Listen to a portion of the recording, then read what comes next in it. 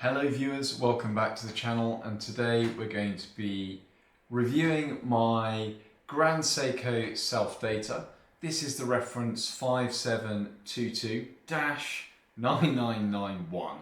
So a bit of a mouthful, but actually a very elegant piece that I'm going to be trying to convince you is a fantastic, affordable dress watch that you should be considering in your collections. So if I talk briefly about the history of how I came across this watch, I'd moved from Berlin back to London in 2019, and I was starting to lose my interest in very high-end watches. The concept of spending thousands and thousands of pounds to me at the time was very alien and very far away from where I was in my life. So I wanted to just buy a piece that was affordable, elegant, and yet had a bit of something about it, a bit of history, a bit of character.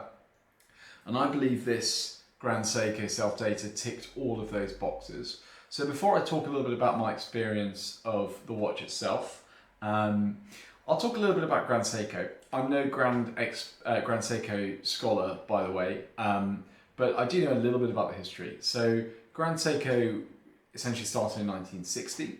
The watch that they unveiled in 1960 had a fairly simple aim. It was to be practical, wearable, very accurate, and a higher degree of hand finishing, making and crafting and accuracy than all of the other Seiko ranges, and it very much went toe to toe with the Swiss watch industry. So that was 1960. This watch is the second model that Grand Seiko made, the Self Dater, which was launched in 1964. This one is actually the very last of the Self Daters at 1967, which is the same time they launched the 44 GS. After that, Grand Seiko were essentially launching a new model every year. We had the 44 GS, we had the 62 GS, we had the 45 GS and the 61. Grand Seiko issued lots and lots of really interesting variations along this kind of same theme. This one is hand wound, so this is a slightly later version of the Self Dater, which means that the beat frequency went up slightly to about 19,500 hertz. But the Self Dater itself was created because Grand Seiko wanted a watch that was 50 meters water resistant. It had a calendar function, as we know it today as a date, and it had the refinement of a kind of a high-end Swiss watch, but the practicality of a kind of lower-end watch that you could wear, without having a second thought about, it essentially not working. So Grand Seiko wanted to kind of bring those two things together, and the Self Dater was a hugely popular model. It was absolutely, it ran for a number of years. And that's why in the secondary market you can still pick them up at good prices. They are a hand wound mechanism, as I say. They were issued originally with a silver dial. And interestingly, Grand Seiko did recreate the Self Dater recently as part of a kind of historical limited edition range in around about 10 years ago, 2014, around that time. And they chose a black dial for that, which is really interesting. I personally really like the black dial on this particular model. This model came from Japan, as most will do. Grand Seiko didn't sell in Europe at the time. It was just domestically in Japan. And you'll find that a lot of the silver dials have water damage. So if you are listening to this video and you're interested in purchasing one, be really thoughtful about whether that dial has got water damage. I'd really steer clear of those dials that do. They are a bit of a nightmare to finish. Try and pay more and get a dial which is without any kind of marking or water damage on it.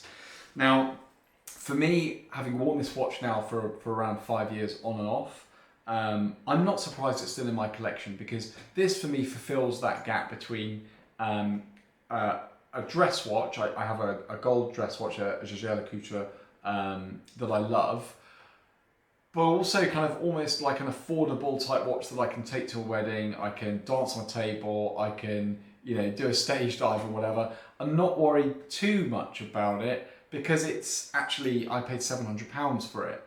And I feel like it's a very robust thing. I've never had any issues with the movement. I put it on a timographer and it's still keeping time to 10 seconds a day. I've not touched it for servicing or anything like that. I don't think the previous owner had either. And it's just one of those watches where you pick it up, you give it a wind, and it's off. So, I mean, there's a certain amount of kind of Japanese reliability that you'd expect for Grand Seiko there, but just the fact that it just looks so good and wears so well these days on the wrist, being 36.5 centimeters, means that it's still a kind of core feature in my collection, and I wear it actually fairly often. I fairly regularly think, yeah, I'll stick a Grand Seiko on today. It's my only Grand Seiko, and it's the only one I've ever owned. But I feel like it definitely has the same essence that Grand Seiko today still kind of purport to be focusing their design on. It's elegant, it has those beautiful sword hands, it's got this Zaratsu polishing. I'll be honest, I'm not a massive kind of polishing expert. It looks kind of just normal to me. I'm not sure whether I'm missing something. Perhaps someone could comment in below whether there is some special element of Zaratsu that I should be looking for. It's highly polished, I'll give it that, but I guess it's nearly 60 years old, so there is an element of losing its original gleam for those 6 decades in the interim. But generally, the condition on this watch is so fantastic. I can't believe it's 60 years old. And because it's got fairly chunky, thick lugs, and because it's just such a simple design, black dial, lovely applied batten, indices around the edge, a little bit of metal around the date window, and those beautiful sword hands, it looks totally modern. It really has not aged. If you look at the first Grand Seiko from 1960, that has elements of gold in there, and it looks a bit like an older cousin from a two-tone 1980s Datejust, and you kind of look at it and go, oh yeah, that is a bit of an old watch. Whereas this one, you look at it and you go, yeah, that could be a modern watch. And for £700, what I paid for this one, and granted that was 5 years ago, I think they're fantastic value.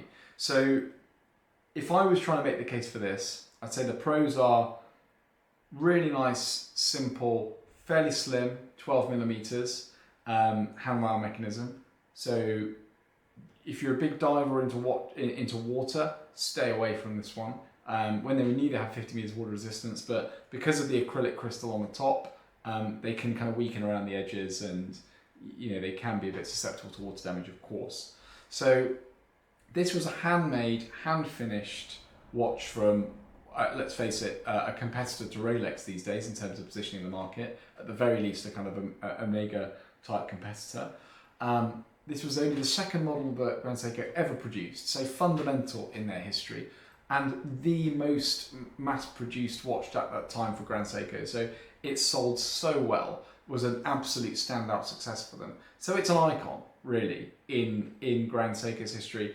And the design language was carried through in the 44 GS, somewhat in the 62 GS as well. But you can definitely see that lineage and that kind of evolution from this watch. And I think in the market, they are a great proposition. So you're unlikely to find one with papers or a box. I mean, if you do, if you're into that kind of thing, you can pay the extra. I mean, for me, you're never going to make tons and tons of money on these kind of watches. They might go up slightly, but they'll most likely hold their value. And the joy of these kind of watches is just owning them and being the custodian for the next generation. Although maybe I've not been the best custodian with my dancing on tables and crowd surfing at weddings, but forgive me, because I really do look after this watch, and I really do love it when I do wear it. It looks great on a variety of straps. I've had this one on a black strap before, and I purchased an aftermarket Grand Seiko buckle for it, which you can find on eBay and things like that. And it just looks super smart. I've got it on this kind of rather nice grey suede number at the moment, and I think it looks a bit more modern, a bit more kind of Bauhausy, but equally dressy, and you can just throw it on and it complements anything. So the only thing I'd be watching out for if you're buying one secondhand is the marks on the dial, as I mentioned. The fact that there can be some water ingress in there, so if you need to take it off, you're gonna have a shower or anything like that. Obviously, hand wound is not for everyone, so just kind of think about that if you're thinking about buying one. Also, be really careful about date changes. So the date change is really easy. It's forwards and backwards. But if you're changing the date between about 8 p.m. and kind of 2 or 3 a.m., that's when the kind of native date change happens in the mechanism. So you can't do an additional date change. You have to change the date, wind the time back to like 6 p.m. or even earlier, and then change the date, because you can really interfere with the mechanism. You will feel some resistance, by the way, in the mechanism when you try and change the date if you're in that kind of danger zone between about 8 p.m. and 2 or 3 a.m. But overall, a great watch, and I hope you've enjoyed listening to me talk about how much I love it. Please do leave some comments below and I'll try and answer them.